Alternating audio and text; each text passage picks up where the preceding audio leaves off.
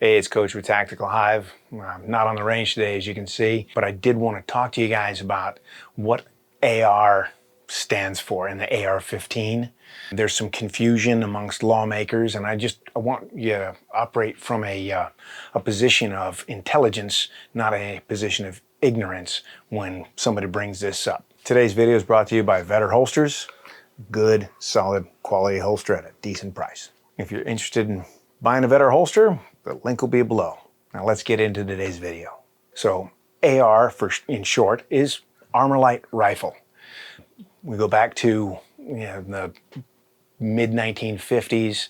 There was a company called Fairchild Aviation, and they decided they were using these high-tech, for the time, materials, building airplanes, which had to be light and strong. So they figured they could apply that to the weapons. They identified early on that light was right. They want to make lighter weapons than what was available. And by using and utilizing this high-tech, aluminum and plastic and new manufacturing techniques. Eugene Stoner, who's, I'm not going to go into his career here, but he's one of the top 5 names in the history of U.S. ordnance.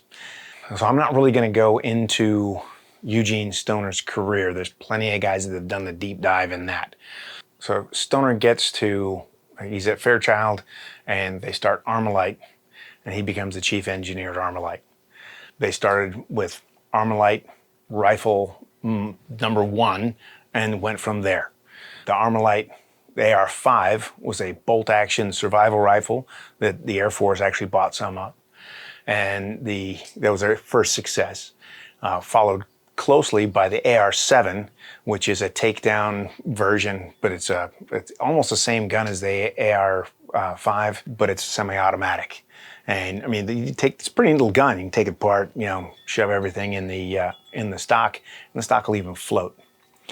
And then as we move on, the AR-10 was specifically built for the trials that, when we got the M14, versus the FAL, they were replacing the M1 Garand.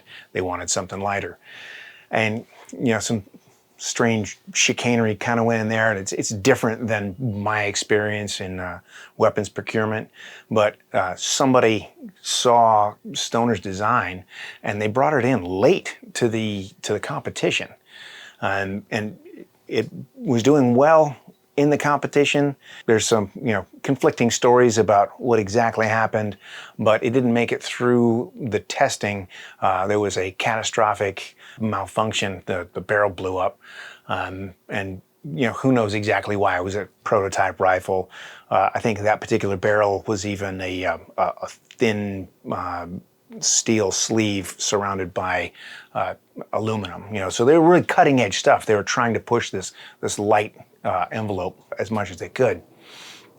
So the AR-10 fizzled out at that point.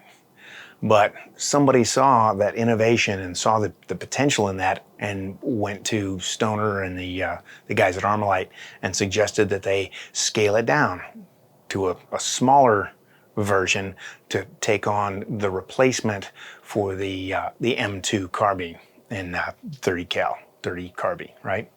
So they did. They put that thing together. Meanwhile, they still were selling the AR-10, or trying to get them to go overseas, and they got a couple of small contracts, but nothing much, nothing worth really talking about. The AR-15 then went into trials with the Air Force. They tested it out. Stoner actually was in on the development of the round that it shot, and all the innovative stuff that went into it. Eventually, they ended up selling the model to Colt, and Colt took it and got the government contract. So I think they sold the patent for like $75,000 and a small percentage. I think it was like 4% of the profit. Okay, that was made. So I mean, that was a good chunk of money, even for now. But that's where the AR-15 came up. It was ArmaLite rifle. Now the confusion here is that we're talking about assault rifles, okay? AR assault rifle, right?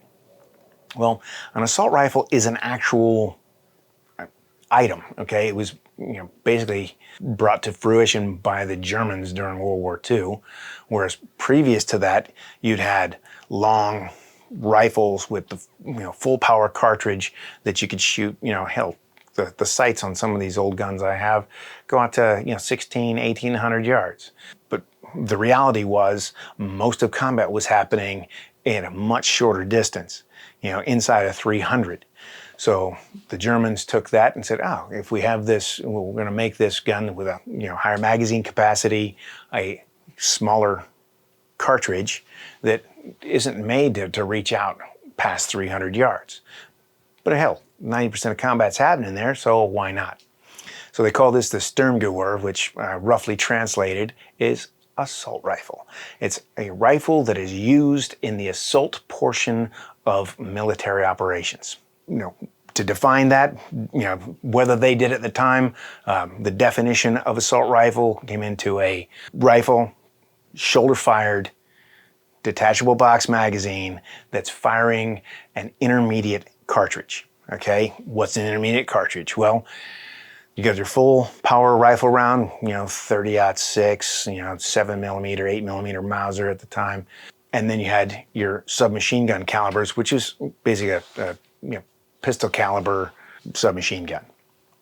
So this is a select fire weapon that shoots that intermediate cartridge. It's bigger than the pistol cartridge, but not as big and heavy as the full rifle cartridge. Right? So the idea was you shoot this thing on semi-auto until you need the machine gun. Before, you'd have to bring the machine guns up, keep everybody's head down while you move forward. Now the guys up front they became the machine gun, and they could cover their guys as they went forward. So, the ability to select fire is critical to calling something an assault rifle.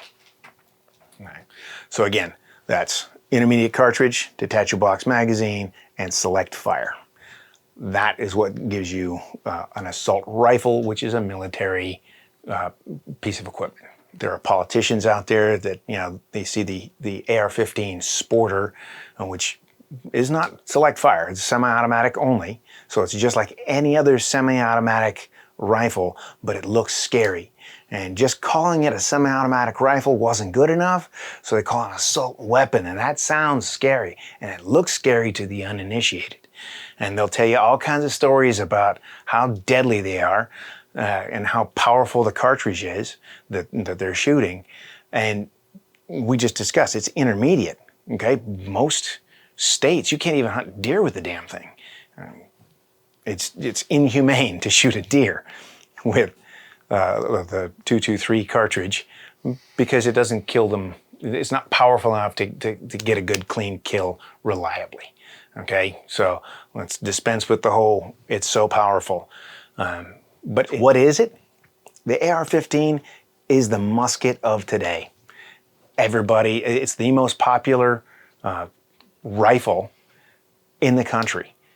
It's used for, varmint hunting, sporting, and, honestly, self-protection, protecting your property. And these are the things, the hunting part of it was not part of the Second Amendment.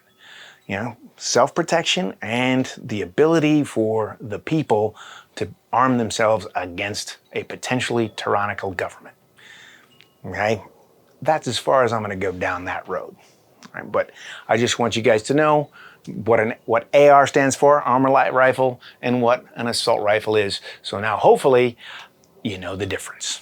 And if you like this kind of content, like, subscribe, and leave me a comment.